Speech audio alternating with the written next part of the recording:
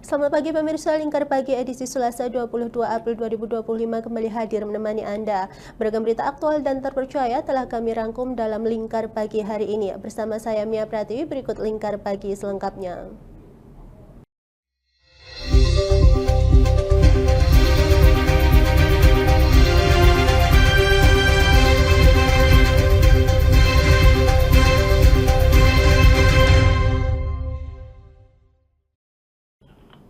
Mengawali berita pertama pemirsa, Menteri Perdagangan Budi Santoso menanggapi perihal laporan Amerika Serikat atas banyaknya peredaran barang bajakan di Indonesia, yaitu di Pasar Mangga 2. Mendak mengatakan perlu adanya penegakan hak atas kekayaan intelektual HAKI sebagai solusi. Menteri Perdagangan Mendak Budi Santoso menanggapi perihal laporan dari Amerika Serikat atas banyaknya peredaran produk bajakan di Indonesia, salah satunya di Pasar Mangga 2. Budi di Jakarta Minggu 20 April mengatakan perlu adanya penegakan hak atas kekayaan intelektual HAKI untuk mencegah adanya hambatan hubungan dagang antara suatu negara.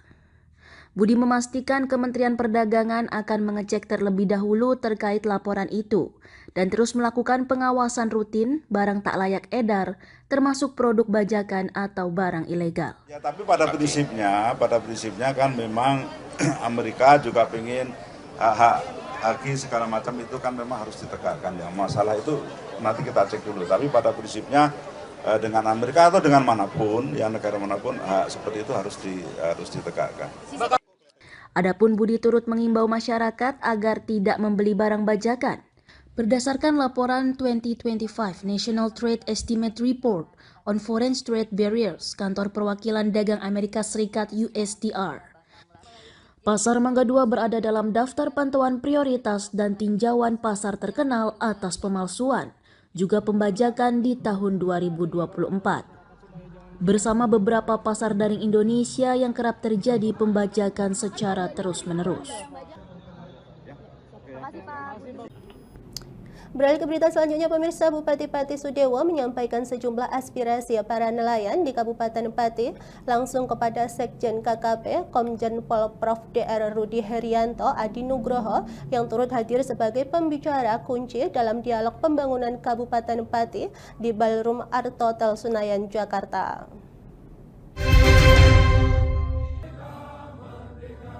Beginilah suasana halal bihalal Ikatan Keluarga Kabupaten Pati IKKP. Agenda tahunan ini merupakan ajang silaturahmi para tokoh-tokoh penting di Jakarta yang berasal dari Kabupaten Pati. Pada momen halal bihalal ini, Ketua Umum IKKP Firman Subagio sengaja mengemasnya dalam format dialog. Hal ini bertujuan agar acara silaturahmi IKKP memiliki nilai manfaat yang lebih besar bagi pembangunan di Kabupaten Pati. Tak hanya mengundang pejabat dari Kementerian Kelautan dan Perikanan, acara ini juga dihadiri tokoh-tokoh penting lainnya yang diharapkan kontribusinya bagi pembangunan Kabupaten Pati, khususnya dalam menyukseskan terwujudnya swasembada pangan dan pelaksanaan program makan bergizi gratis. Tak menyia-nyiakan kesempatan, Bupati Pati Sudewo yang turut hadir sebagai narasumber langsung menyampaikan aspirasi kepada Sekjen KKP Rudi Herianto Adi Nugroho tentang jeritan nelayan di bumi Minatani. Yang kedua, PNBP.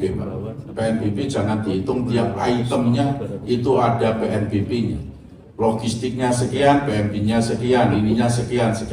PNBP itu logikanya adalah net, hasil akhir. Kalau ada logistik dan lain-lain itu adalah cost produksi. Kemudian dapat ikan berapa dikurangi cost produksi, itulah yang PNBP terhadap hasil akhirnya itu. Tolong Pak, ini jeritan.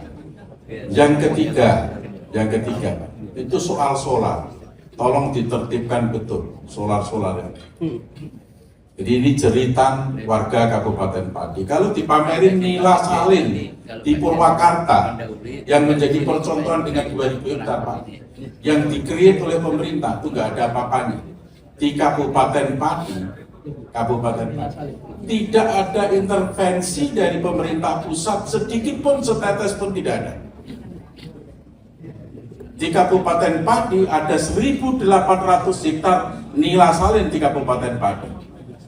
Coba tanpa ada intervensi pemerintah, nggak ada duit soko pemerintah yang muncul, itu betul-betul kreativitas warga Kabupaten Pati, tapi bisa menciptakan 1.800 hektar nila sawit.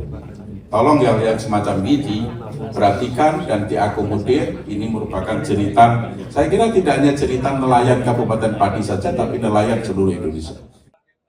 Menanggapi cerita nelayan di Kabupaten Pati yang disampaikan oleh Bupati Sudewo, Sekjen KKP mengatakan akan segera melaporkannya ke kementerian untuk ditindaklanjuti. Tadi Pak Bupati sampaikan bahwa ada yang terkait dengan PNBP. Tadi saya akan coba untuk sampaikan ke kementerian bagaimana cara penghitungan PNBP yang paling menguntungkan bagi nelayan. Mudah-mudahan ke depannya PNBP maupun terkait dengan solar untuk nelayan juga bisa kita komunikasikan lebih baik. Karena memang sebetulnya untuk solar nelayan tidak diserahkan kepada KKP, tetapi diserahkan kepada pemerintah daerah. Nanti kita komunikasikan lagi antara kementerian dengan pemerintah daerah. Saya rasa itu. Terima kasih. Perikanan sendiri merupakan salah satu sektor andalan di Kabupaten Pati. Menurut data BPS 2023, hasil perikanan di Pati menopang 30% industri maritim di Jawa Tengah. Oleh karena itu, KKP diharapkan memiliki perhatian lebih untuk para nelayan di Kabupaten Pati. Dari Jakarta, Nailin RA Lingkar TV melaporkan. Pemirsa, Ikatan Keluarga Kabupaten Pati IKKP yang bertempat di Jakarta menggelar acara Halal Bihalal dalam rangka bulan Syawal. Berbeda dengan tahun-tahun sebelumnya, kali ini acara dikemas istimewa dengan format dialog pembangunan.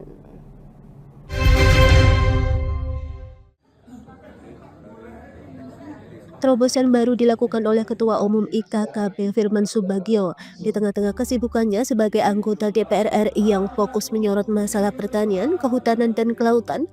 Firman menggelar dialog pembangunan Kabupaten Pati di Arat Hotel Senayan, Jakarta pada Minggu 20 April 2025.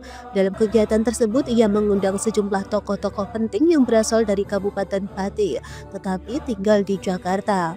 Untuk melengkapi dialog, ia juga mengundang Wakil Menteri Kelautan dan Perikanan yang diwakili oleh Sekjennya, Rudi Herianto Adi Nugroho, yang masa kecilnya juga tinggal di Winong, Kabupaten Pati, Jawa Tengah. IKKP biasanya memang selalu mengadakan kegiatan seperti ini, namun sekarang ini kita isi tidak hanya fokus kepada kegiatan religiusnya saja, tapi kita isi dengan kegiatan yang lebih bermanfaat, yaitu dialog pembangunan Kabupaten Pati.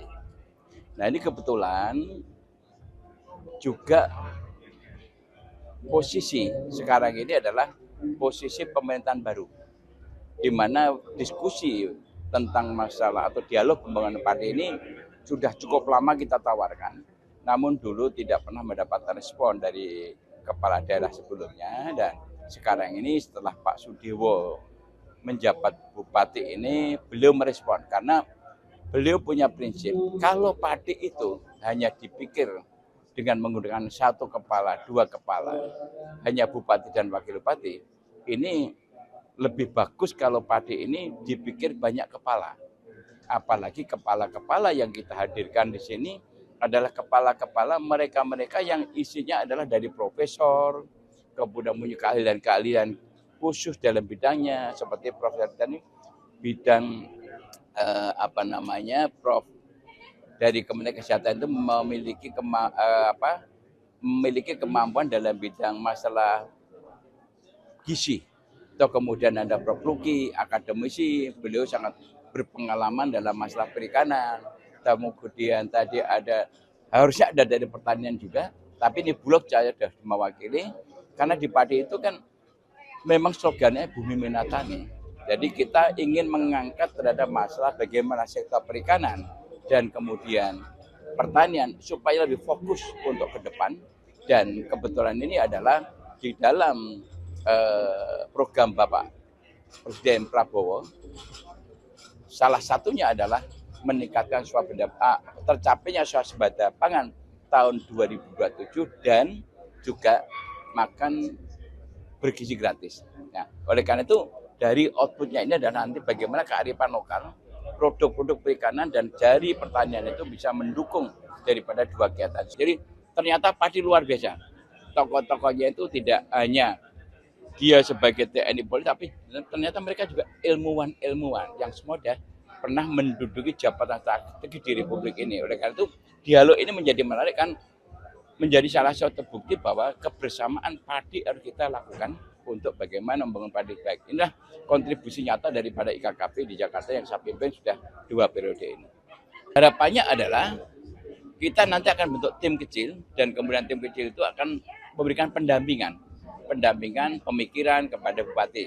Nah, tentunya nanti Pak Bupati sudah menyampaikan bahwa semua masukan-masukan nanti akan dijadikan pengkayaan materi ketika beliau akan mengambil kebijakan. Tentunya yang baik bisa dijadikan argumentasi atau dijadikan landasan untuk mengambil keputusan. Tapi kalau memang itu tidak tepat, maka kita serahkan kepada Pak Bupati itu sendiri. Jadi kita sifatnya adalah memberikan feeding atau memberikan supervisi kepada Pak Bupati bahwa Renstra atau roadmap pembangunan padi untuk penguatan sektor pertanian perikanan adalah seperti yang kami diskusikan, dan nanti kami akan memberikan kesimpulan pertemuan ini dan kemudian tentunya kami nanti akan membentuk tim ya untuk merumuskan menjadi sebuah proposal yang akan disampaikan kepada Pak Bupati.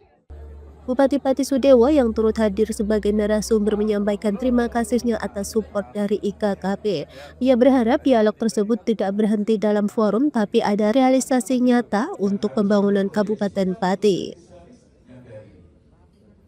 IKKP ini kan tokoh-tokoh Kabupaten Pati yang berada di Jakarta. Orang-orang penting dijabati posisinya di institusinya masing-masing. Tentu ini merupakan sesuatu yang sangat berarti bila mana semua tokoh-tokoh itu betul-betul membantu Kabupaten Pati, membantu secara real untuk Kabupaten Pati. Harapan saya itu tidak hanya sebatas dalam forum, di dalam ruangan ini saja, tapi ke depannya realisasinya kami tunggu.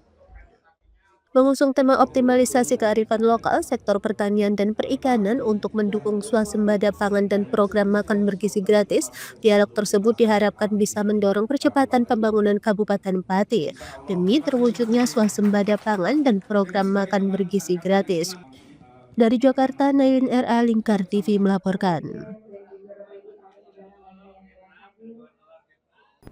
Pemirsa, maraknya aktivitas tambang liar di Pergunungan Kendeng Utara di Kabupaten Pati mendapat sorotan serius oleh Ketua Jaringan Masyarakat Peduli Pergunungan Kendeng, Gunaratno. Pegunungan Kendeng Utara yang merupakan rumah air dan menyerap karbon dioksida dinilai saat ini dalam kondisi kritis.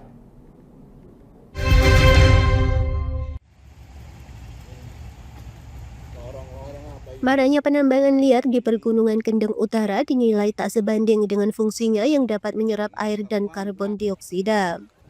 Ketua Jaringan Masyarakat Peduli Pergunungan Kendeng, Gunaratno, mengatakan telah mengingatkan pemerintah Kabupaten Pati 20 tahun silam terkait fungsi dari pegunungan tersebut. Pihaknya juga pernah diundang oleh Presiden untuk menyusun kajian lingkungan hidup strategis untuk menetapkan suatu kawasan sesuai daya dukung dan daya tampung lingkungan yang ada.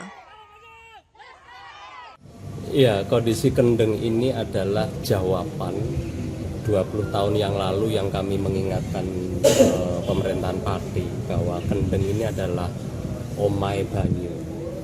Jadi sebagai kawasan resapan, tapi perlu diketahui juga ini juga penyerap CO2, penyerap karbon. Berapa harga karbon? Jadi kalau dulur-dulur ngitung untung rugi, ini tidak ada sebanding sepucuk kukunya kalau Kendeng ini dilestarikan, dihijaukan. Tambang itu, taruhlah satu hektar ditambang 30 meter, per kubik itu 60.000, itu hanya jutaan. Tapi kalau dihitung fungsi airnya, fungsi CO2-nya, itu miliaran per tahun. Tapi kalau tambang, mungkin 2 tahun habis. Gunaratno menambahkan, Pemkab Pati dan kepolisian sudah seharusnya dapat menindak tambang ilegal karena kondisi Pergunungan Kendeng Utara sudah darurat dan mengkhawatirkan. Dari Pati, Mutia Parasti, Lingkar TV melaporkan. Pemirsa, kami akan kembali setelah pariwara berikut ini, tetaplah bersama kami.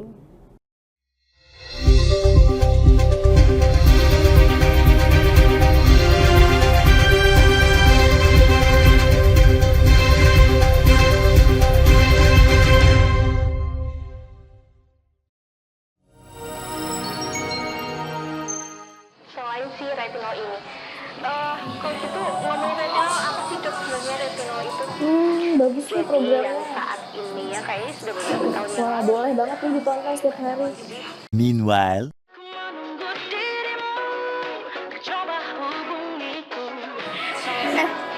Kamu lagi nonton apa sih dari tadi kok apem-apem mulu? Ini loh lagi nonton program Cantik Sehat di Lingkar TV. Bagus banget nih programnya. Oh, ada ya program kayak gitu? Ada loh di programnya di Lingkar TV. Kamu udah tahu kan Lingkar TV? Belum. Kan belum tahu Lingkar TV. Lingkar TV itu TV digital streaming online yang sudah mengantongi izin PSE dari Kominfo dan bisa diakses di HP kalian mestinya. Oh iya? Iya, bagus loh. Coba di-download sekarang. Bentar deh, aku tak coba download dulu. Iya. Selain program Cantik Sehat, kalian juga bisa menonton program lainnya di Lingkar TV dan bisa ditonton kapanpun dan dimanapun kalian berada loh. Gimana, udah bisa? Udah nih, punyaku udah bisa. Punyaku juga udah nih. Wah ya, bagus dong kalau udah download semuanya. Tunggu apa lagi? Sekarang giliran kamu download aplikasi Lingkar TV di Play Store.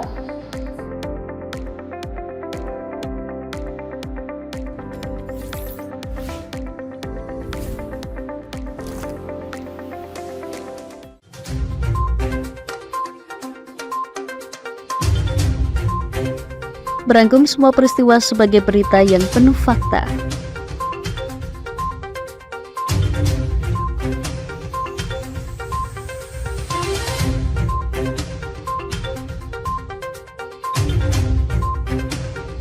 Saksikan Jateng hari ini setiap Senin hingga Sabtu hanya di Lingkar TV.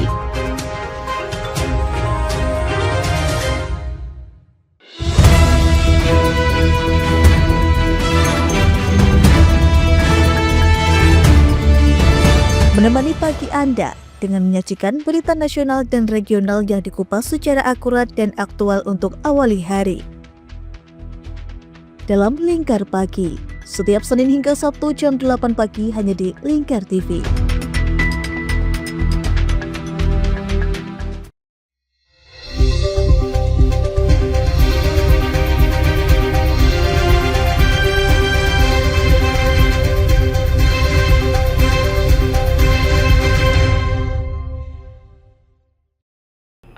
Terima kasih pemirsa, Anda masih bersama kami. Pemirsa, guna mengantisipasi gangguan listrik akibat dahan pohon yang mengena jaringan kabel, Pemkab Kudus bersama PLN UP3 Kudus melakukan aksi rimbasan pohon secara masif.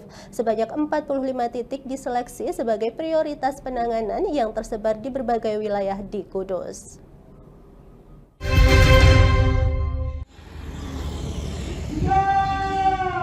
Rimbasan ini merupakan kolaborasi multi pihak, mulai dari PLN, Pemkab Kudus termasuk Dinas Lingkungan Hidup. Langkah ini sekaligus untuk menjaga ketersediaan energi listrik di rumah tangga maupun fasilitas umum.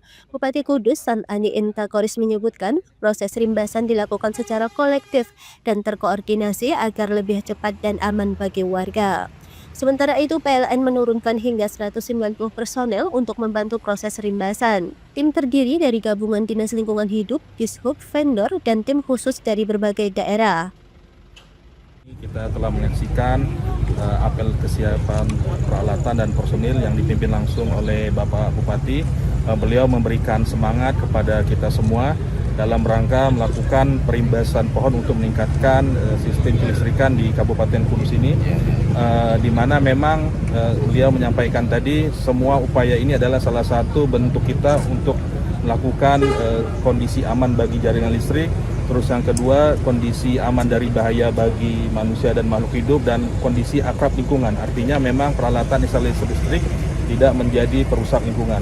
Oleh karena itu, tujuan dari ini semua untuk mewujudkan visi misi dari Kabupaten Pati untuk menjadikan Kabupaten Kudus untuk menjadikan Kabupaten Kudus menjadi lebih terang dan lebih terang lagi untuk menuju Kudus sehat dan Kudus lebih asri lagi. Pohon memang menjadi salah satu entitas penyebab gangguan instalasi listrik yang ada di wilayah Kabupaten Kudus ini, tapi memang kita sudah berjalan harmonis dengan PKPLH dan yang dipimpin oleh Pak Abdul Halil. Nah, ini adalah suatu momentum kita bersama untuk menjadi pembelajaran bagi diri kami semua. Ini adalah bentuk sinergi dan kolaborasi yang nyata antara pemerintah Kabupaten Kudus dan BUMN untuk memberikan pelayanan yang terbaik bagi masyarakat yang ada di wilayah Kabupaten Kudus ini. Jadi ini suatu momentum saja, jadi pembelajaran bagi masyarakat bahwa keandalan listrik menjadi peran kita masing-masing semua yang ada di wilayah Kabupaten Kudus ini. Untuk mengurangi risiko gangguan listrik, Rimbasan juga sekaligus mendukung penataan estetika kota. PLN tetap menjaga keasrian lingkungan agar Kudus lebih terang, sehat, dan asri. Aksi Rimbasan ini dijadwalkan berlangsung selama 2 hari ke depan. Saya antara PLN dengan Pemkab dalam rangka merimbas-rimbas pohon kita. Ya, PLN nanti tidak hanya merimbas, tidak menyelamatkan jaringannya, tapi juga estetika dibantu dengan PKPLH. Kerjasama PLN, Pemkab ini kita teruskan, nanti juga didukung oleh Forkopimda, baik itu TNI, Polri, Kejaksaan maupun Pengadilan. DPRD juga ikut. Sasaran utama untuk perimbasan pohon jaringan-jaringan yang terkena ranting-ranting pohon atau dandan pohon. Kan nanti mengganggu, kalau hujan nanti terjadi konslet pemadaman. Kalau nanti pada masyarakat terganggu, ya, makanya nanti PLN antisipasi awal dengan Pemkab, dengan Forkopimda supaya pelayanan terhadap PLN ini berjalan dengan lancar terus. Ada berapa titik Pak? Semua titik. PLN kan tidak ada titiknya, semua titik. Mana yang memang harus mengganggu kita ringkaskan gitu. Ya. Apakah selama ini mungkin sebelum ada kerjasama dengan Pemkab mungkin ada beberapa kendala, misalnya perizinan untuk perimbasan dan sebagainya, atau mungkin ada persamaan? Mungkin PKPLH dengan PLN ada yang pakai wah. Kemarin kan bersama-sama, cuma sendiri-sendiri. Kita bareng-bareng sekarang. Kalau bareng-bareng kan ya kalau ada sesuatu langsung dirembuk di lokasi itu. Nah, ini perlu dipotong enggak? Ternyata bawahnya mau ambruk ya, langsung diizinkan sama PKPLH untuk dipotong kan gitu. Daripada nanti jatuhi masyarakat, jatuhi warga kan. Ya. Dari Kudus, Fahtur Rahman, Lingkar TV melaporkan. Beralih ke berita selanjutnya, pemirsa, Bupati Semarang Ngesti Nugraha bersama petani beramai-ramai menangkap hama tikus yang banyak menyerang lahan persawahan di 5 kecamatan sekitar Danau Rawa Pening. Hal itu dilakukan lantaran puluhan hektar sawah mengalami puso atau gagal panen.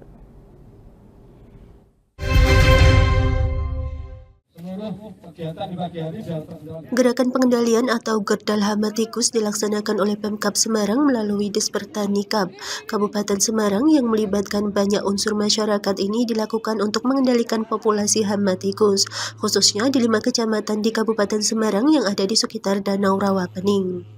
Kelima kecamatan antara lain Banyu Biru yang merupakan terdampak parah terkena serangan hama tikus, kemudian Ambarawa, Jambu, Tutang, dan Bawen. Gerdal hama tikus ini dilakukan rutin selama 1 hingga 2 minggu ke depan, di mana 1 hari ini total ada 4.325 hama tikus yang berhasil ditangkap. Di 5 kecamatan yang ada di sekitar Danau Rawa Pening ini terdapat 229 hektar dari 2.176 hektar sawah terkena serangan hama tikus. Akibatnya 59 hektar sawah mengalami gagal panen, di mana per hektar sawah rata-rata menghasilkan 6,2 ton padi. Melakukan grupiokan tikus. Kemudian tadi sampaikan oleh beliau Pak Direktur, ya kita semua prihatin adanya kejadian tanaman padi yang diserang tikus dan juga ada yang diserang burung di wilayah Rawa Pening. Hingga tahun kita juga tetap masih surplus beras untuk Kabupaten Semarang. Kemudian upaya-upaya yang dilakukan tadi ada ikhtiar bersama-sama dan melakukan grupiokan. Juga kita berusaha bersama-sama bagaimana untuk bisa tanam bareng-bareng, tanam bersama-sama. Ini juga akan sangat mengurangi serangan tikus dan nanti pas tidak ada padi, kan tikusnya kan pasti lari. Tapi kalau nanti tanamnya tidak bersamaan, nanti di sini habis, pindah lagi ke sini, sini habis, pindah lagi ke sini. Nah, harapan kita nanti tanam bersama. Kemudian yang kedua juga kami gerdal tikus. Jadi tikus ini memang merupakan hama nomor 2 di Indonesia setelah penggerek Batak. Nah, ini yang kemudian kita harus kendalikan sejak sebelum tanam seharusnya. Jadi ini kita lakukan gerakan dan kuncinya Pak Bupati adalah budaya gotong royong dan kebersamaan. Kalau pengendalian tikus ini tidak kompak, maka kemudian tidak bisa efektif dalam pengendalian. Ini juga yang lebih penting lagi adalah memang posisinya itu bagaimana kita meminta perlindungan kepada Allah Subhanahu wa taala. Salah satu petani asal Tuntang, Sinuwan, mengaku serangan hama tikus membuat lahan sawah miliknya mengalami busuk. Tidak panen sama sekira 1 bulan ini baru nanam benih. Anak bahasa wong Jawa ngurit. Sekitarnya kurang lebih ya Mas, tidak pati sekitar 10 juta ke bawah. Cari nggak punya ya kita cari. Utang gitu aja bahasanya. Diharapkan dengan gerakan pengendalian hama tikus ini, populasi hama tikus yang banyak menyerang area persawahan petani ini bisa musnah, sehingga petani bisa melakukan masa tanam secara serentak di bulan depan. Dari Kabupaten Semarang, Hesti Imaniar, Lingkar TV melaporkan. Pemirsa, maraknya WNI yang bekerja di industri judi online ilegal di Kamboja menimbulkan pertanyaan serius tentang keterlibatan pejabat dan pengusaha Indonesia dalam bisnis haram tersebut. Pengamat politik dari Universitas Diponegoro, Nur Hidayat Sandini, turut menyoroti lemahnya tata kelola pemerintahan dan penegakan hukum sebagai akar masalah.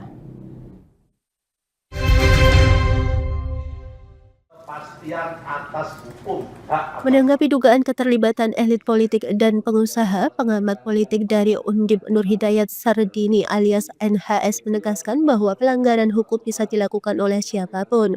Hal ini menjadi relevan mengingat laporan investigasi yang mengungkap jaringan judi online Kamboja melibatkan sejumlah nama besar di Indonesia.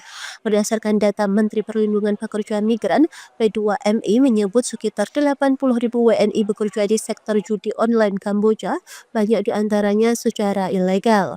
Namun NHS menekankan bahwa persoalan ini tidak bisa dibebankan pada Kementerian Ketenagakerjaan. Persoalan WNI di Kamboja juga mencerminkan buruknya koordinasi antar lembaga. Ia menduga ada orkestrasi di balik arus pekerja migran ilegal ke Kamboja. NHS juga menyoroti upaya pembungkaman melalui serangan cyber terhadap media yang memberitakan kasus ini. Ia juga mendesak pemerintah untuk tidak setengah-setengah dalam menindak kasus ini. Korelatif. Semua orang punya potensi untuk berbuat keliru, sama atau sebanding dengan semua orang punya peluang untuk berbuat baik. Tidak diornamenkan melalui gelar akademis, gelar adat, gelar keagamaan. Baca itu kok nggak ada korelasi yang sahih bahwa kalau sudah X, Y, Z dalam beribadah tertentu pasti atau dijamin tidak, enggak. Faktanya berapa sih di penjara yang di LP itu yang tidak dipanggil Pak Haji? Haji. Jadi buat saya itu enggak relevan. Karena orang yang tidak berhaji atau kira-kira orang yang tidak secara kasat mata religius tetapi punya asketisme yang tinggi juga banyak. Itu misalnya tapi ini nggak boleh disebut ya. Itu nggak ada relevan. Tapi buat saya inilah pentingnya tata kelola pemerintahan, tata kelola ketenagakerjaan yang punya dimensi di internasional, yang juga memberi sumbangan yang besar buat devisa kita, di saat bersamaan juga upaya perlindungannya. Dan yang penting di soal itu yang adalah soal penegakan hukum. Karena ternyata bahwa seluruh dimensi itu kan berkaitan dengan bukan hanya tata kelola tadi itu juga pada penegakannya. Kalau kemudian direspons secara tidak produktif dengan gangguan cybering dan segala macam, itu kan soal lain. Kita bisa katakan ya dari kelompok-kelompok itu aja. Dari Semarang, Rizky Sahrul, Lingkar TV melaporkan. Pemirsa, Kementerian Ekonomi Kreatif berkolaborasi dengan Google untuk meningkatkan ekosistem game lokal melalui pelatihan. Bagi pengembang game melalui dukungan pemerintah, Google Play bersama Unity resmi meluncurkan Game Developer Training Program 2025. Pendaftaran program tersebut dibuka mulai 21 April hingga 21 Mei 2025.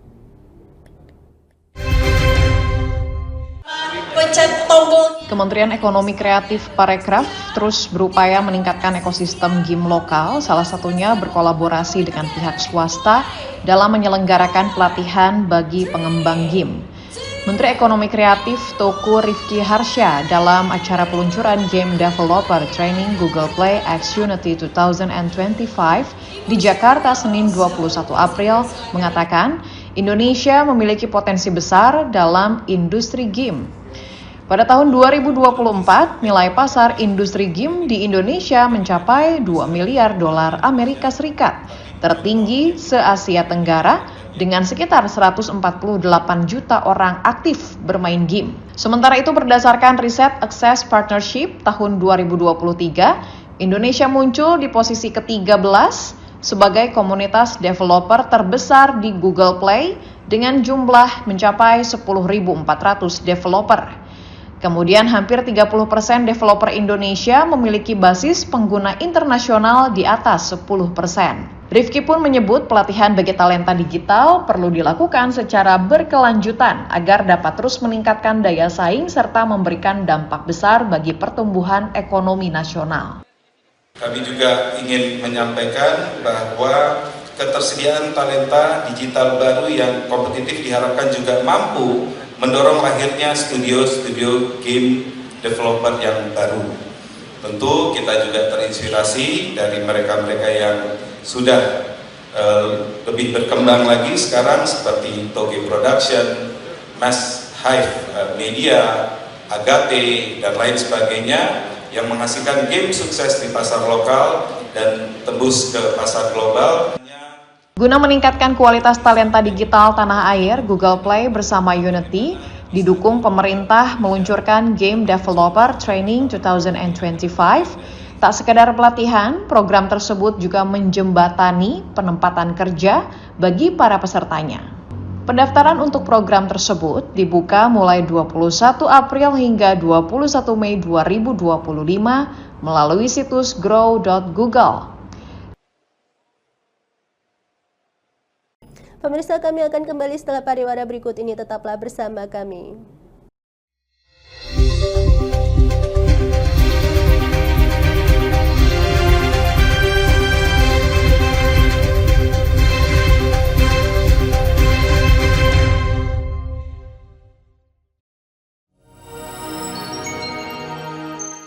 Selain si retinol ini, kalau itu ngomongin retinol, apa sih dok sebenarnya retinol itu? Bagus sih programnya. Yang saat ini ya kayaknya sudah beberapa tahun yang Wah, boleh banget nih ditonton setiap hari. Meanwhile,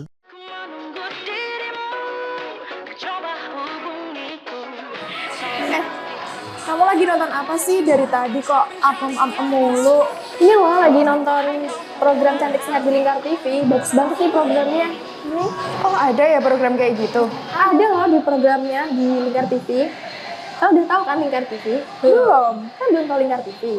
Lingkar TV itu TV digital streaming online yang sudah mengantongi izin PSE dari Kominfo dan bisa diakses di HP kalian mestinya. Oh iya? Iya, bagus loh. Coba di-download sekarang. Bentar deh, aku tak coba download dulu. Iya. Selain program Cantik Sehat, kalian juga bisa menonton program lainnya di Lingkar TV dan bisa ditonton kapanpun dan dimanapun kalian berada loh. Gimana, udah bisa? Udah nih, punyaku udah bisa. Punyaku juga udah nih. Wah ya, bagus dong kalau udah download semuanya. Tunggu apa lagi? Sekarang giliran kamu download aplikasi Lingkar TV di Play Store.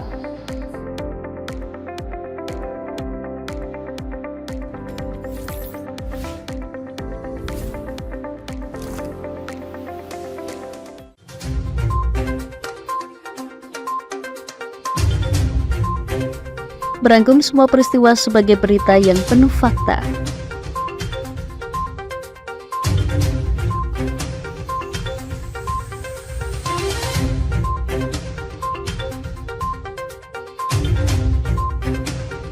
Saksikan Jateng hari ini setiap Senin hingga Sabtu hanya di Lingkar TV.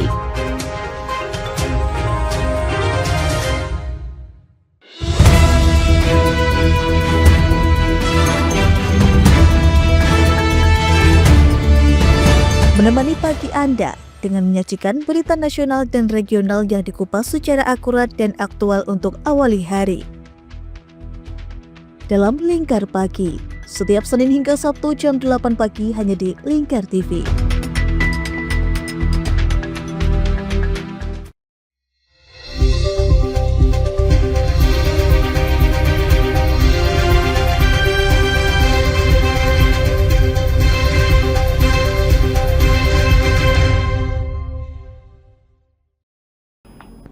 Pemirsa, kirap Pataka kembali digelar dalam rangka memperingati Hari Kartini ke-146, di mana kegiatan ini menjadi bagian yang penting dalam mengenang perjuangan R.A. Kartini, pahlawan emansipasi wanita Indonesia yang menghabiskan akhir hayatnya di Kabupaten Rembang.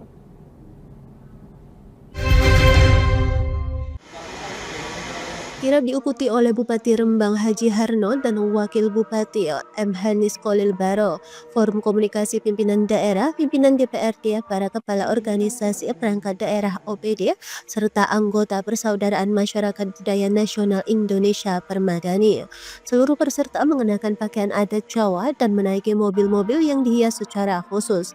Kirap diawali dengan pengambilan kata-kata mutiara dari peti Pataka oleh Bupati Rembang. Pataka tersebut kemudian diserahkan kepada perwakilan Permadani untuk kirap menuju makam R.A. Kartini di Kecamatan Bulu. Selain bendera hijau berisi kata-kata mutiara, terdapat pula satu bendera lain yang menampilkan wajah R.A. Kartini. Kedua bendera ini memiliki makna simbolik, di mana bendera dengan wajah R.A. Kartini ini melambangkan tubuh jasad R.A. Kartini, sedangkan kata-kata mutiara Kartini ini sebagai jiwanya. Sementara Bupati dan Wakil Bupati Rembang Harno Hanis berpesan di Hari Kartini ini tetap mengenang jasa pahlawan emansipasi wanita Indonesia tersebut. Tak hanya itu, pihaknya juga berpesan untuk terus menggelorakan semangat perjuangan Kartini.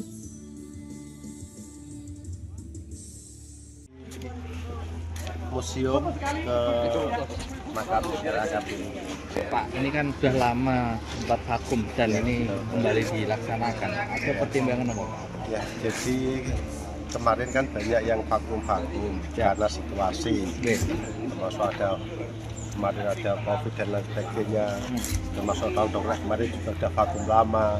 Karena ada sesuatu, maka yang bisa kegiatan yang baik selama ini yang vakum sebisa mungkin akan kita usahakan bisa dihidupkan kembali walaupun dalam posisi yang masih sangat berbeda. Ya, kita terus gelurakan semangat perjuangan Kartini yang dulu pernah lakukan oleh ini masih relevan sampai di zaman sekarang. Kita masih patut kita terus memberikan semangat perubahan, semangat perjuangan.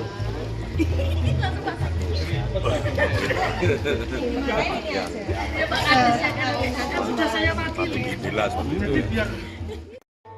Selama perjalanan kirap, para siswa dan guru dari sekolah-sekolah di sepanjang rute tampak antusias menyambut rombongan. Setibanya di kompleks makam, rombongan disambut oleh marching band, jajaran Forkopimcam, dan para kepala desa di Kecamatan Bulu.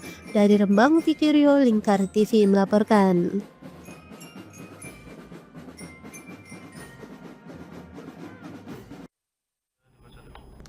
Pemirsa, dalam rangka memperingati Hari Kartini, SDN 2 Sumberjo Rembang menggelar lomba fashion show yang menampilkan pakaian adat Nusantara dan menyanyikan lagu Ibu Kita Kartini. Acara yang berlangsung di halaman sekolah ini diikuti oleh ratusan siswa yang antusiasme berlenggak-lenggok berpasangan di area sekolah.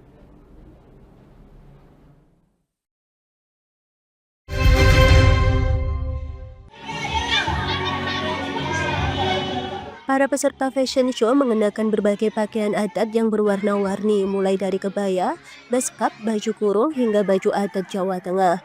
Momen menarik terlihat saat beberapa siswa yang mengenakan make up berupaya tampil cantik, meskipun terlihat malu-malu di atas panggung. Kepala Sekolah SDN 2 Sumberjo, Edi Murwanto menjelaskan bahwa lomba ini merupakan salah satu dari serangkaian kegiatan yang digelar untuk siswa, termasuk lomba menyanyi, di mana tujuannya adalah untuk melatih kepercayaan diri siswa dan mengenalkan keberagaman baju adat, sehingga mereka paham akan kebinekaan sebagai budaya yang ada di Indonesia. Ya, dalam rangka Hari Kartini, dari SD berdua mengadakan semangat lomba Hari Kartini berdua dengan tema dengan semangat Kartini dapat menunjukkan kreativitas dan untuk generasi berprestasi. Jadi tujuan kami semangat itu adalah untuk mengenal jasa-jasa dari Hari Kartini khususnya siswa-siswa wanita. Dengan perjuangan budaya ini sekarang banyak wanita yang bisa berprestasi, menduduki jabatan, mulai dari PNS sampai politikus sampai gubernur, menteri dan sebagainya. Ini untuk menang jasa-jasa dari kita Kartini. Ini lombanya apa ya? Lombanya yaitu untuk kelas kecil, kelas 1, 2, 3, lomba atau menyanyikan lagu Ibu Kita Kartini dari teman putri. Untuk siswa putri yaitu berbentuk pelusan dengan memakai pakaian budaya. Untuk anak putra kelas besar juga sama, yaitu lomba berbentuk dengan memakai pakaian tradisional, batik atau memakai pakaian tradisional misalnya pakai biskap dan sebagainya.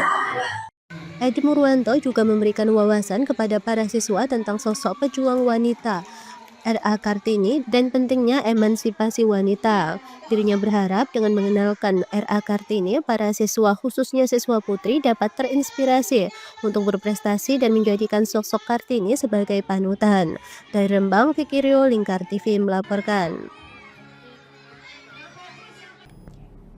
Pemirsa, tidak hanya di Rembang saja, sejumlah sekolah di berbagai daerah juga ikut dalam perayaan Hari Kartini dengan menggelar upacara dan juga berbagai lomba, seperti yang dilakukan di Kota Semarang dan Blora ini.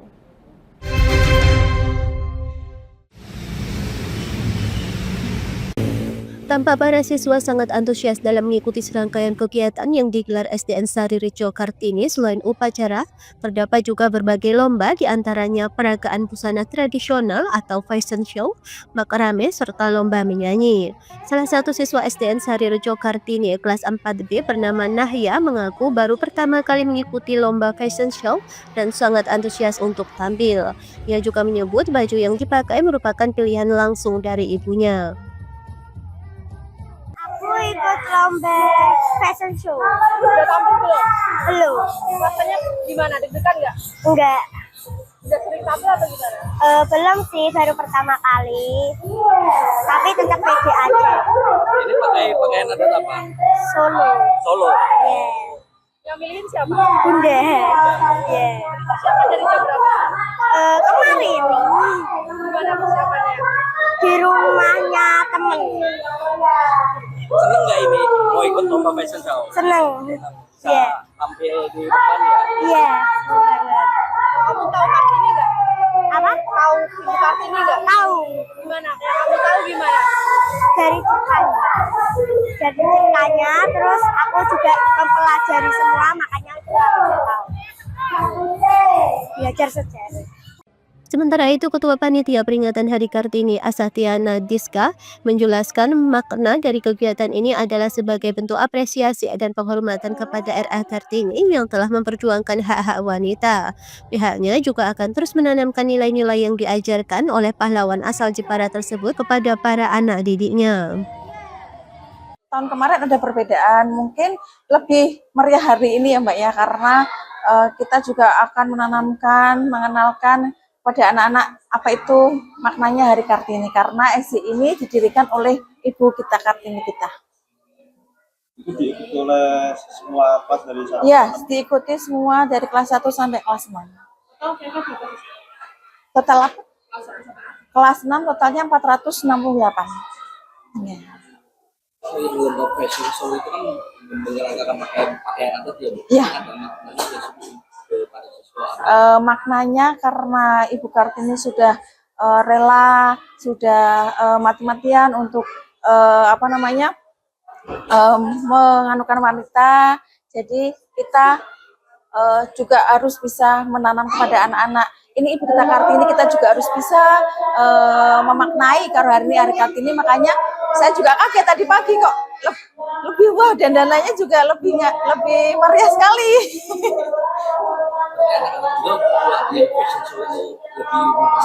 Ya, lebih mempersiapkan diri karena kan kemarin sudah dirapatkan, sudah ada lomba fashion show untuk kelas 1 sampai kelas 6. Tapi kita dandanannya biasa aja. Cuma tadi pagi kita berangkat kok, wah dandanannya lebih dari kita yang kita duga-duga gitu. Harapannya anak semakin tahu perjuangan Ibu kita Kartini untuk kita generasi muda-muda ini, generasi anak-anak yang terus-menerus diperjuangkan oleh, apalagi ini SD yang didirikan Ibu Kartini, mungkin bisa tahu perjuangannya ya Pak ya. Menelisik sejarah sekolah tersebut, sekolah ini merupakan sekolah yang dibangun dan diinisiasi langsung oleh adik kandung dari R.A. Kartini, yaitu Raden Ajeng Kardinah Reksonegoro pada tahun 1913.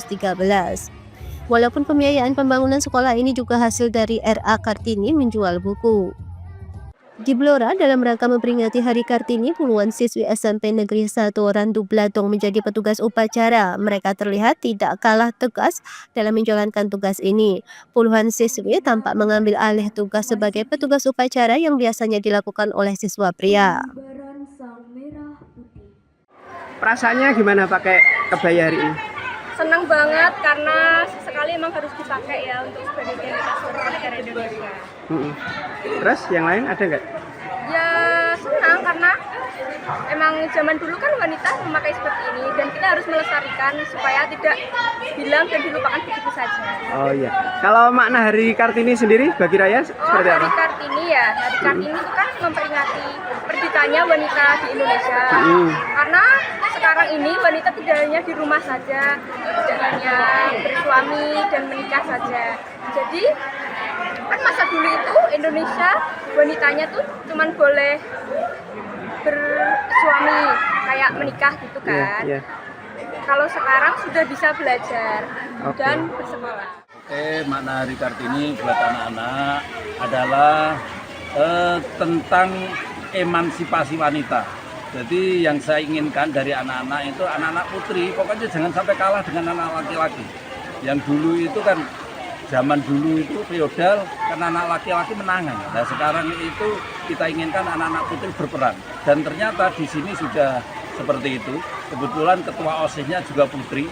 Terus tadi di kegiatannya kita kegiatan upacara Hari Kartini dan sosialisasi Hari Kesiapsiagaan Bencana yang akan dilaksanakan tanggal 26 April. Mungkin ada kegiatan lain Pak selain upacara Pak? Kegiatannya itu sosialisasi tentang kesiapsiagaan, apalagi ini kan musim penghujan, kita harus siap siaga terkait dengan bencana. Oke, terima kasih Pak. Dari Semarang dan Blora, Rizky Sahrul Hanafi, Lingkar TV melaporkan. Pemirsa, sejumlah skaters perempuan yang tergabung dalam komunitas Girl Scout Bali berseluncur dan memakai pakaian tradisional kebaya di Extreme Park Lumintang, Kota Denpasar. Pendiri komunitas menjelaskan kegiatan ini sebagai cara mereka menghormati perjuangan Ibu Kartini untuk perempuan di tanah air.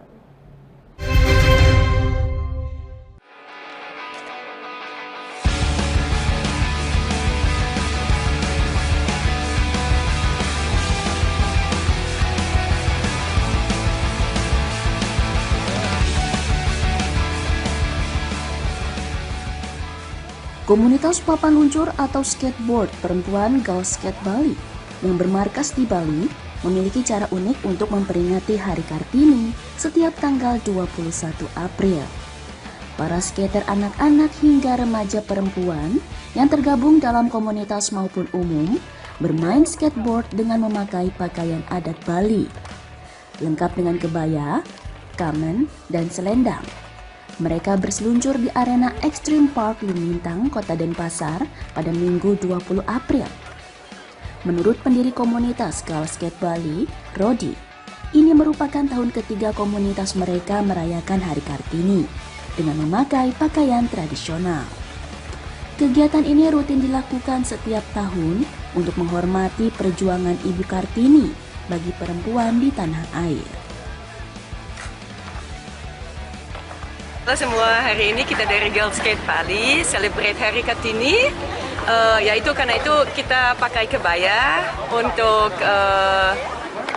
hormatin Ibu Kartini yang sebenarnya fighting untuk perempuan, cewek, anak biar mereka bisa sekolah, biar bisa do anything in the world. Makanya kita dari Girls Skate juga mau empower cewek-cewek, girls, perempuan semua bahwa mereka bisa. Sementara bagi para skater perempuan yang masih berusia remaja, Hari Kartini sekaligus memberi spirit bagi mereka untuk mengikuti olahraga ekstrim ini. Ditambah berseluncur menggunakan tangan memiliki tantangan tersendiri saat mengeluarkan beberapa gerakan atau trik skateboard.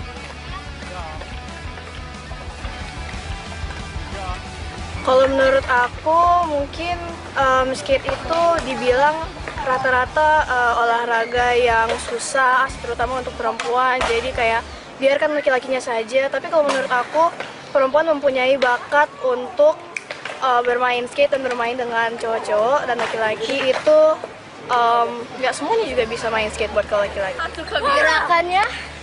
Gerakannya lebih susah aja sih karena ini kan agak interview. Mungkin nanti aku praktekin kickflip, ollie, terus 50-50, bird slide. Saat ini ada lebih dari 50 anggota yang tergabung dalam komunitas skateboard perempuan di Girls Skate Bali. Komunitas ini menjadi wadah untuk para perempuan bermain skateboard dengan lebih aman dan nyaman, mengingat olahraga ekstrim ini masih didominasi pemain laki-laki.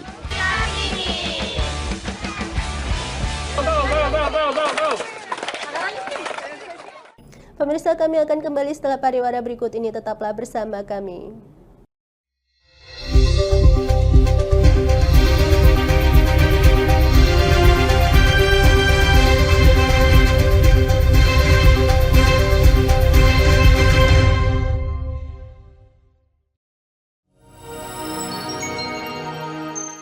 Selain si retinol ini, kalau itu ngomongin retinol, apa sih dok sebenarnya retinol itu? Bagus nih programnya. Yang saat ini ya kayaknya sudah beberapa tahun yang Wah, boleh banget nih ditonton setiap hari. Meanwhile,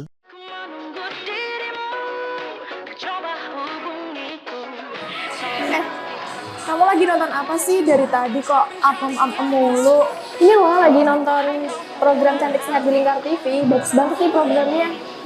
Oh, ada ya program kayak gitu? Ada loh di programnya di Lingkar TV. Kau udah tahu kan Lingkar TV? Belum. Kan belum tahu Lingkar TV. Lingkar TV itu TV digital streaming online yang sudah mengantongi izin PSE dari Kominfo dan bisa diakses di HP kalian mestinya. Oh iya? Iya, bagus loh. Coba di-download sekarang. Bentar deh, aku tak coba download dulu. Iya. Selain program Cantik Sehat, kalian juga bisa menonton program lainnya di Lingkar TV dan bisa ditonton kapanpun dan dimanapun kalian berada loh. Gimana, udah bisa? Udah nih, punyaku udah bisa. Punyaku juga udah nih. Wah ya, bagus dong kalau udah download semuanya. Tunggu apa lagi? Sekarang giliran kamu download aplikasi Lingkar TV di Play Store.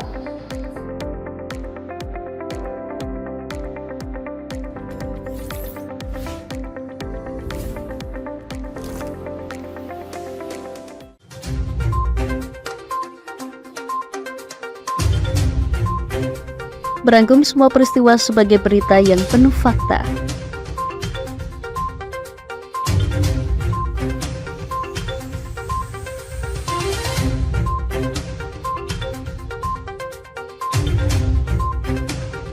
Saksikan Jateng hari ini setiap Senin hingga Sabtu hanya di Lingkar TV.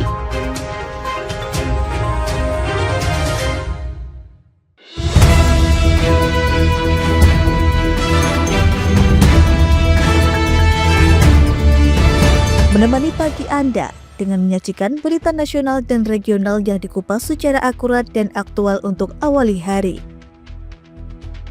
Dalam Lingkar Pagi, setiap Senin hingga Sabtu jam 8 pagi hanya di Lingkar TV.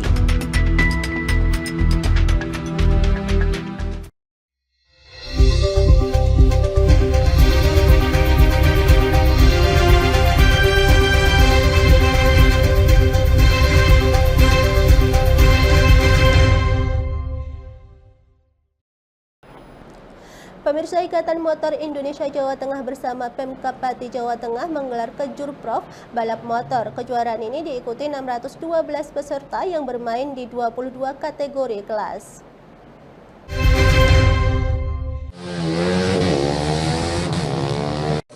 Sebanyak 612 pembalap memperebutkan Piala Ketua Ikatan Motor Indonesia IMI Jawa Tengah dalam ajang kejuaraan Provinsi Drag Race atau balap lintasan lurus di Pati pada Minggu 20 April siang. Dengan menggunakan sirkuit balapan jalan Ki Ageng Selo Blaro, sebanyak 22 nomor dipertandingkan mulai dari kelas 150 hingga 200 cc. Ada 4 nomor yang akan melaju ke Kejurprov, yaitu di nomor kelas bracket 8, 9, 10 dan kelas ninja standar. Promotor Danung Prasetyo mengatakan kegiatan ini diharapkan bisa menjadi wadah bagi pemuda yang hobi balap liar agar menyalurkan hobinya ke jalur yang benar. Rencananya kejuaraan ini akan rutin digelar setiap tahun. Untuk kali ini kejuaraan Kejurprov ini Jateng putaran pertama di Pati diikuti oleh 612 peserta dengan 22 kelas. Jadi intinya kita di sini ingin mewadahi penggemar-penggemar otomotif yang balap motor khususnya di daerah Pati ini biar ada wadahnya. Danung Prasetya menambahkan pada tiap kategori akan diambil 5 juara. Panitia juga menyiapkan hadiah uang tunai mulai Rp1.500.000 untuk juara pertama dan Rp400.000 untuk juara kelima. Sedangkan untuk putaran kedua dijadwalkan akan digelar di Kabupaten Wonogiri pada 3 Agustus 2025. Dari Pati, Mutia Parasti, Lingkar TV melaporkan. Pemirsa, untuk mencari bibit unggul atlet panahan, Persatuan Panahan Indonesia Perpani Kabupaten Kendal kembali menggelar kejuaraan panahan terbuka tahun 2025. Ajang yang diselenggarakan di Stadion Utama Kendal ini dipadati 150 peserta dari berbagai daerah di Jawa Tengah.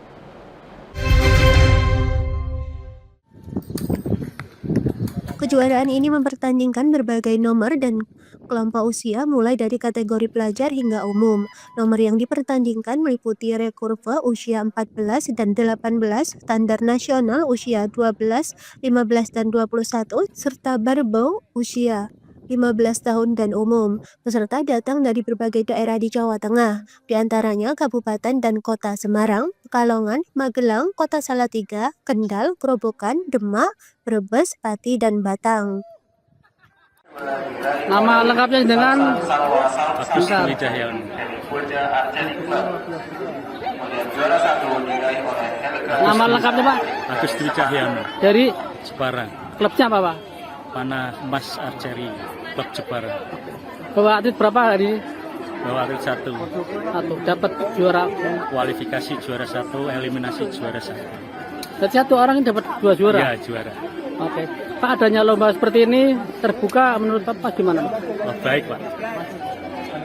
Baik dan harus ditingkatkan lagi. Sudah sering ikut yang tingkat-tingkat luar daerah Jepara? Baru 2 kali. Yang satu di Skatol, yang satu di Open Kendal ini. Harapannya tiap tahun ada ya Pak? Ya. Ajang tahunan yang digelar Perpani Kabupaten Kendal ini menjadi wadah untuk meningkatkan prestasi, mental tanding, dan jam terbang para atlet, sekaligus menjadi media pencarian bibit unggul atlet panahan, terutama untuk mempersiapkan diri menuju ajang-ajang bergengsi seperti Porprov Jawa Tengah 2026. Untuk Kendal Open tahun 2025 kita membawa 5 atlet dan mendapatkan 7 emas, 5 perak dan 3 perunggu.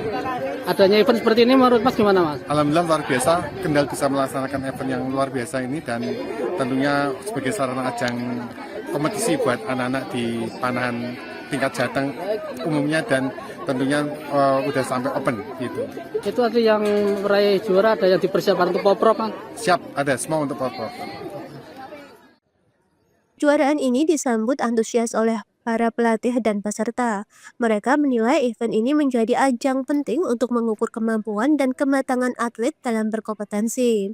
Dari Kendal, Jawa Tengah, Wahyudi, Lingkar TV melaporkan.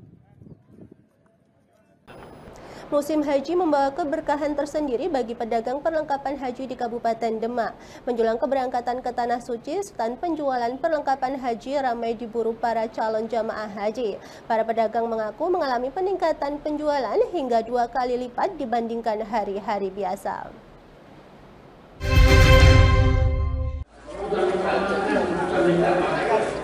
Stand penjualan perlengkapan haji yang berjualan di sekitar gedung Wisma Halim Demak diserbu oleh calon jamaah haji yang mengikuti bimbingan manasik haji tahap 2 tingkat kabupaten. Mereka berburu berbagai perlengkapan saat berangkat ibadah haji ke Tanah Suci, seperti pakaian ihram, sandal khusus hingga alat pelindung diri seperti masker dan topi. Tak sedikit pula jamaah haji yang membeli kebutuhan tambahan seperti kantong obat-obatan pribadi dan bekal makanan ringan serta kacamata. Pedagang perlengkapan haji mengaku omset penjualan mereka meningkat drastis dibanding hari-hari biasa. Bahkan peningkatan penjualan tersebut mencapai 2 kali lipat terjadi sejak tahapan bimbingan manasik haji tahap pertama. Yang paling diburu calon haji apa ya, Bu, perlengkapannya? Perlengkapannya, Mas, rame semua kalau orang desa itu. Ihram, Mas, lain semua rame semua. Pakaian ihram, terus apa lagi? Pakaian ihram, Mas, sembarang sini. Nah, desa itu pasti biasanya rame semua. Topi, payung, tuh, ini lari semua, 3 putrinya. Ada peningkatan nggak Bu untuk pembelian ini? Alhamdulillah. Peningkatannya sampai berapa ini? Lumayan lah, alhamdulillah. Sampai 50%, ya, 2 kali lipat atau? Terjadi peningkatan itu sejak kapan, Bu? Peningkatan penjualannya? Awal dari jualan, Mas. Awal dari jualan udah rame kalau desa Demak itu. Awal bulan ini? Iya. Enggak, awal pertemuan haji itu udah rame. Pertemuan haji. Iya. Yang minggu kemarin itu ya? Udah ya. Sementara salah satu calon jamaah haji asal Meranggen Demak, Maslahah mengaku membeli topi hingga sandal untuk mengantisipasi panasnya cuaca di Tanah Suci. Gayung, Pelangkatan terjadi. topi yang penting itu. Topi ya. Sama saya. Kenapa untuk milih topi, kenapa itu? Antisipasi panas nanti ya? Selain topi apa lagi, Bu? Perlengkapan kacamata. Oh, sandal gitu ya? Ini beli double gitu, Bu. Beli double cadangan nih. Bimbingan manasik haji tahap kedua tingkat kabupaten ini menjadi agenda bimbingan manasik terakhir kali digelar sebelum keberangkatan ke Tanah Suci. Kementerian Agama menghimbau agar memahami dan mengamalkan apa yang telah diajarkan selama bimbingan manasik haji sehingga ibadah haji menjadi mabrur. Dari Kabupaten Demak, Burhanuddin Aslam, Lingkar TV melaporkan. Pemirsa, Dayak Kenyah merupakan suku asli yang berpenghuni Provinsi Kalimantan Utara dan memiliki banyak budaya unik dan menarik. Salah satunya yakni alut padang atau perahu terbang. Tradisi ini merupakan upacara penyambutan bagi tamu kehormatan dengan menggunakan perahu atau kapal yang dipikul oleh masyarakat setempat.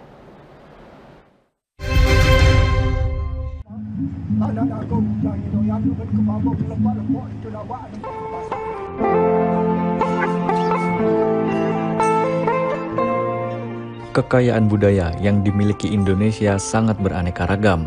Salah satunya budaya dari masyarakat suku Dayak Kenyah yang berada di perbatasan Kalimantan Utara, tepatnya di Kecamatan Sungai Boh, Kabupaten Malinau, Kalimantan Utara.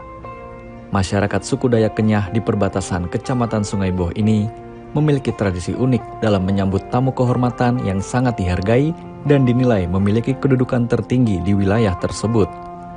Tradisi ini disebut alut madang, atau dalam bahasa Indonesia berarti perahu terbang.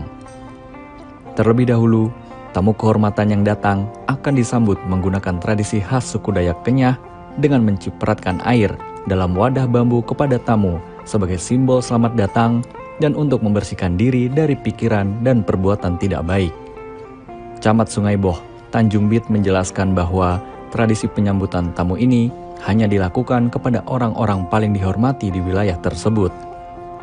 Tradisi ini baru pertama kali dilakukan di wilayah tersebut, sehingga sifatnya begitu eksklusif. Tamu akan diarahkan untuk menaiki perahu yang telah disediakan. Kemudian perahu tersebut akan dipikul oleh masyarakat setempat yang berjumlah masing-masing 30 orang di sisi kanan dan kiri. Perahu yang digunakan dalam tradisi alut madang ini juga merupakan perahu yang biasa digunakan masyarakat untuk aktivitas di perairan, terbuat dari kayu arau dan meranti yang dihias dengan ukiran-ukiran khas Dayak Kenyah. Adapun pada ujung depan perahu diberi hiasan burung enggang, yakni burung khas Kalimantan Utara dengan filosofi hewan yang baik dan suka berbagi. Selama perjalanan mengangkat kapal, turut diiringi dengan musik khas suku Dayak Kenyah. Kemudian para tamu kehormatan akan diarak oleh warga menuju ke balai desa atau tengah lapangan. Perahu itu sebagai wadah masyarakat kan. Nah, ketika seorang pemimpin yang besar masuk di wilayah ini, kita bukan sembarang orang masuk perahu seperti itu. Jadi kalau sudah mereka duduk di atas perahu di tempat itu penghargaan yang luar biasa bagi masyarakat di sini. Nah, dalam sejarah kalau ke Sungai Buah ini mungkin baru pertama kali gubernur datang ke sini. Tradisi Alut Madang ini juga menyimbolkan gotong royong dan kerjasama antar masyarakat. Dari gotong royong ini diyakini akan memperkuat persatuan dan kesatuan antar masyarakat. Dari Malinau, Kalimantan Utara,